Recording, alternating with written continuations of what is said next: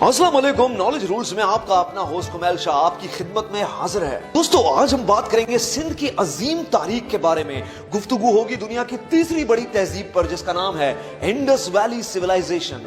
इस चैनल के जरिए हमारी कोशिश होती है कि हकीकी तारीख जो आम तौर पे हमें नहीं पढ़ाई जाती, ठोस रेफरेंसेस के साथ मुख्तसर वक्त में और आसान अंदाज में पेश की जाए। ये चैनल आप सबके लिए मुफीद है, इसलिए फौरन सब्सक्राइब करें। तो देर किस बात की, चलिए शुरू करते हैं। दोस्तों, एक कौम को तहजीब याफ्ता कौम तब कहा जाता है जब वो इंसानियत की फलाह बहबूद के लिए काम करे, उनके लिए बड़ी तादाद में गिज़ा का बंदोबस्त करे, गांव और शहर बसाए, एक्सचेंज ऑफ गुड्स यानी तिजारत कायम करे, मजहब पे ईमान रखे, मजबूत हुकूमती निजाम कायम करे और उसके लिए कवानीन बनाए, आर्ट्स और कल्चर को फरोग दे और सबसे बढ़कर हुसूल इल्म के लिए राह हमवार करे। अगर ये सब चीजें आप में भी हैं तो आप भी एक तहजीब याफ्ता कौम हैं। सबसे पहले हम बात करेंगे दुनिया में इंडस वैली सिविलाइजेशन के नक्शे पर। दोस्तों, आपको ये जान के हैरत होगी कि पाकिस्तान का कुल नक्शा कदीमी सिंध यानी इंडस वैली सिविलाइजेशन से काफी हद तक मुशाबहत रखता है। इंडस वैली सिविलाइजेशन में मौजूदा दौर का कश्मीर, पंजाब, खैबर, बलूचिस्तान और सिंध शामिल थे, यानी कि पूरा पाकिस्तान।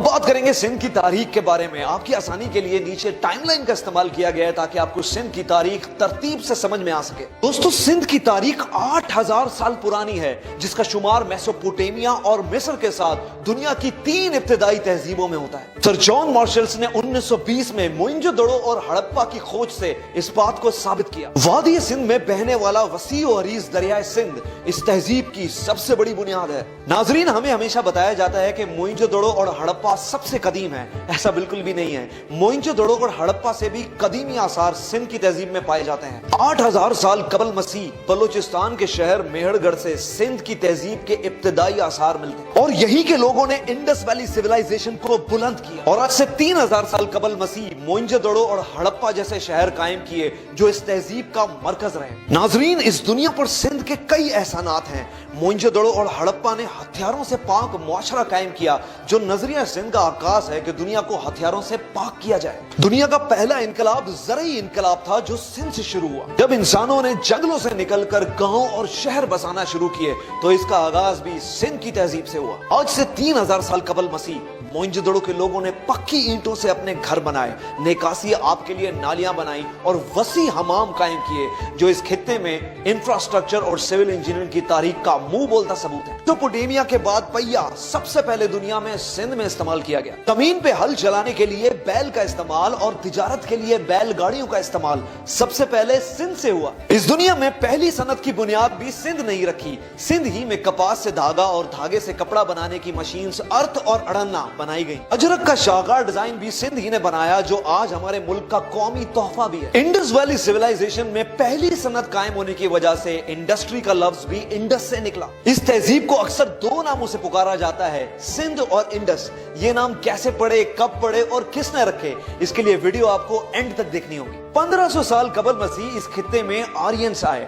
और आर्यंस दरिया को अपनी जबान में सिंधु कहते थे, इसलिए आर्यंस ने इस तहजीब को सिंध का नाम दिया। ये तारीख में इस तहजीब को दिया जाने वाला पहला नाम था जो आर्यंस ने रखा। इससे पहले तारीख में इस तहजीब का कोई और नाम नहीं मिलता। आर्यंस ने इस धरती को अपनी मां कहकर दुनिया को मादरे वतन का नजरिया भी दिया। 1000 साल कबल मसीह तक इस तहजीब का मजहब बुद्धिज्म रहा, जिसके आसार टैक्सिला और गंधारा में आज भी मौजूद हैं। और इसके बाद इस तहजीब का मजहब हिंदुइज्म में तब्दील हुआ। हिंदुइज्म की मशहूर और मारूफ तवील तारीफी नज़म महाभारत में भी सिंध का जिक्र मौजूद है। महाभारत में 1000 साल कबल मसीह सिंध को भारतवर्ष का हिस्सा बताया गया। 600 साल कबल मसीह सिंध में पहली ईरानी सल्तनत दाखिल हुई और अजीम साइरस बादशाह ने दरियाए सिंध फतह किया। यहाँ पे हिंदुइज्म की अक्सरियत होने की वजह से ईरानियों ने सिंध को हिंद कहना शुरू किया और ये इस तहजीब को दिया जाने वाला दूसरा नाम था। ईरानियों के बाद यहाँ यूरोप से यूनानी आए और 400 साल कबल मसीह सिकंदर आजम ने सिंध को अपनी तहवील में लिया। यूरोपियंस ने हिंद को इंद कहना शुरू किया और उसके बाद इंडस लफ्ज का इस्तेमाल हुआ। लफ्ज इंडिया भी इंडस से निकला है। इंडस इस तहजीब को दिया जाने वाला तीसरा नाम था। तकरीबन 300 साल कबल मसीह चंद्रगुप्त मौर्य इंडस वैली सिविलाइजेशन आया और टैक्सिला की दरसगाह में आर्ट, साइंस और जंगी मशकों की तरबियत ली।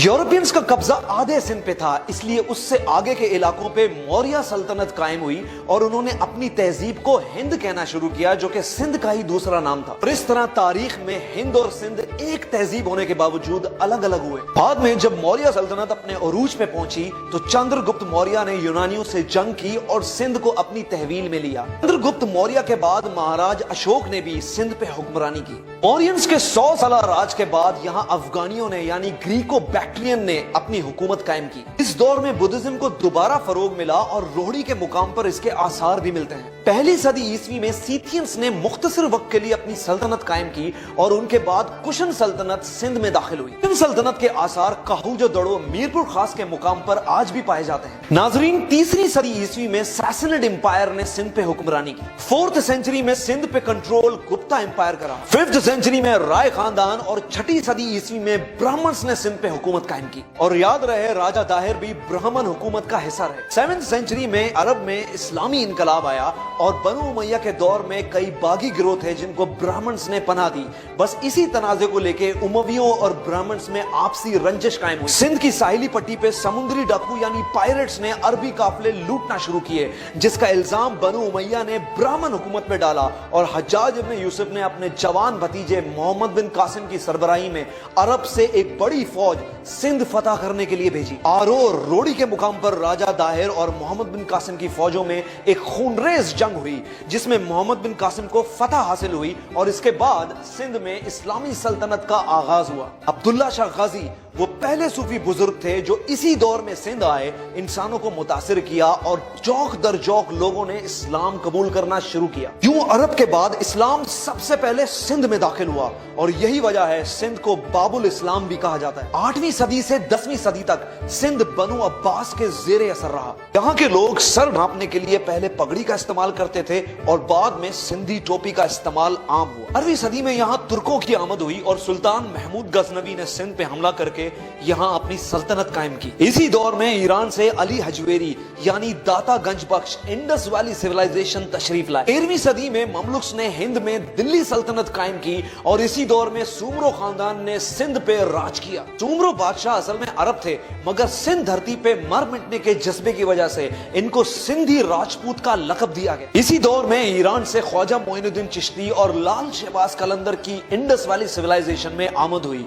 एक ने सिंध बसाया और एक ने हिंद बसाया। 14th सेंचुरी में सम्मा खानदान ने सिंध पे अपना राज कायम किया। सम्मा खानदान ने ठट्ठा के करीब अपना दारुल खिलाफा बनाया और इसी सदी में मखली दुनिया का सबसे बड़ा कब्रिस्तान वजूद में आया। 15th सेंचुरी में अरगून ने सिंध फतह किया जो मंगोल सल्तनत का हिस्सा थे। 16वीं सदी में अकबर बादशाह ने सिंध को अपनी तहवील में लिया और मुगल सल्तनत ने सिंध को कंट्रोल किया। 17th सेंचुरी में हाला के मुकाम पर शाह अब्दुल लतीफ भिटाई की पैदाइश हुई। सिंध में आर्ट्स और म्यूजिक को एक खसूसी अहमियत हासिल थी। यही वजह है कि शाह अब्दुल लतीफ भिटाई ने एक म्यूजिकल इंस्ट्रूमेंट भी इन्वेंट किया जिसको तंबूरा कहते हैं। शाह अब्दुल लतीफ भिटाई ने हिंदुओं और मुसलमानों के दरमियान अपनी पोइट्री और म्यूजिक से एक हम आहंगी की फिजा कायम की। 18वीं सदी में मुगल सल्तनत ने यार मोहम्मद कलोड़ो को सिंध का गवर्नर बनाया और कलोड़ो खानदान ने सिंध पे राज किया। इस दौर में सूफी बुजुर्ग सच्चल सरमस की पैदाइश खैरपुर मीरस दराजा के मुकाम पर हुई। 19वीं सदी में सिंध पे टालपुर खानदान का राज रहा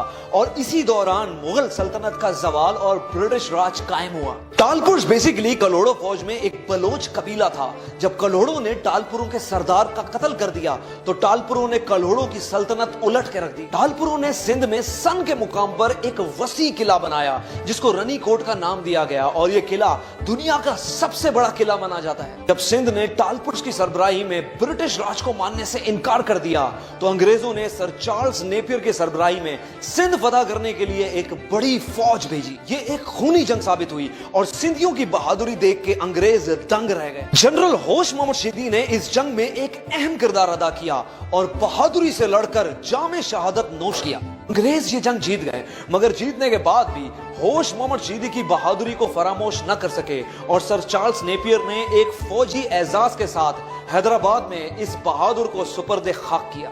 जगीर में अंग्रेजों को हैदराबाद हमेशा भारी रहा।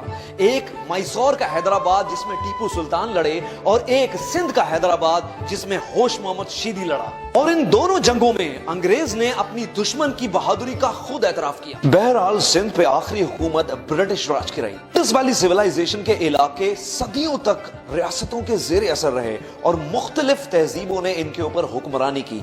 यही वजह है कि कम्युनिकेशन गैप आने की वजह से इनके लिबास, लाइफ स्टाइल और जुबान में नुमायां तब्दीलियां आई। तहरीक आजादी की वजह से इंडस वैली सिविलाइजेशन के लोग यानी कश्मीर से खैबर, खैबर से पंजाब, पंजाब से बलूचिस्तान और सिंध, ये सब मुमलिकत खुदादात की सूरत में एक कौम बने और अब एक तहजीब बनने के मरहले में मसरूफ हैं। मेरे नजदीक पाकिस्तान इस तहजीब को दिया जाने वाला चौथा नाम है। तारीख और इंडस वैली सिविलाइजेशन मोहम्मद अली जिन्ना की इस अजीम खिदमत को हमेशा याद रखेगी। सिंधी टोपी और अजरक इंडस वैली सिविलाइजेशन की आज एक शनाख्त है। हैरत इस बात की नहीं कि सिंधी एक ताकतवर सकाफत के मालिक हैं, हैरत इस बात की है कि इतना रिच कल्चर होने के बावजूद जब ये लोग सिंधी टोपी और अजरक पहनकर लोगों से मिलते हैं तो हाथ जोड़ के और आजी से मिलते हैं, और इंसान को इज्जत देने की ये रिवायत सिंध को बाकी तहजीबों से मुनफरिद कर देती है। इनके लोग खवातीन के हुकूक के अलम बरदार साबित हुए जब मोहतरमा बेनजीर भुट्टो पूरे आलम इस्लाम में पहली खातून वजीर आजम मुंतखब हुई।